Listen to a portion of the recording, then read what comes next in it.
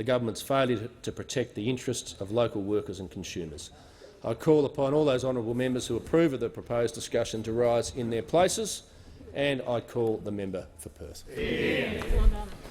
In Western Australia right now, Mr Deputy Speaker, as you'll be aware, there is a campaign leading up to a state election on the 11th of March. And what do we see in relation to local workers and consumers in the state of Western Australia? We have the second highest unemployment in the country. Record debt, record deficit. Underemployment is at its highest level since the ABS began keeping those statistics in 1978. And Labor knows this. We know that everyday West Australians in the outer suburbs need a government that won't waste money on vanity projects and budget blowouts. Investment is needed to ensure local jobs are created in WA for local workers. Fitters, bricklayers, wall and floor tilers, electricians. The Barnett government has perpetrated a long con on the people of Western Australia. Air conditioning and refrigeration mechanics, welfare workers. Quietly building up a mountain of debt.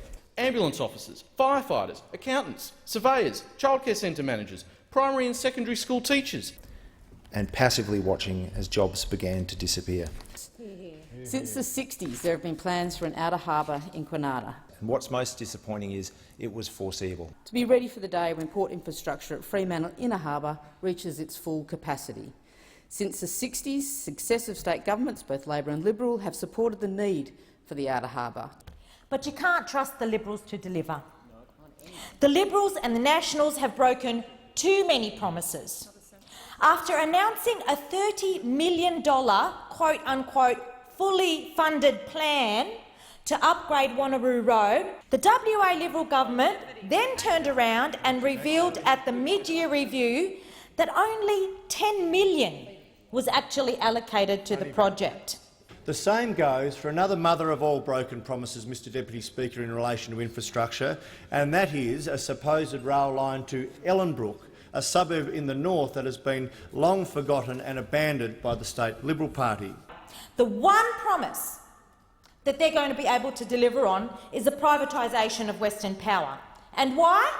To pay for their recklessness and their failure to plan for life beyond the mining boom.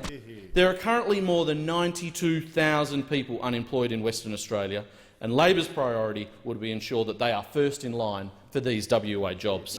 You contrast that with a tired, worn-out team with no ideas under Colin Barnett, hopelessly out of touch and willing to do a dance with One Nation and the far right of those in Western Australia. You compare that to Mark McGowan and his state Labor team clearly offering a fresh start, fresh ideas, A fresh approach for the state. Fresh approach to WA, a comprehensive plan for jobs, and a responsible management of the economy which will properly protect workers and consumers in Western Australia.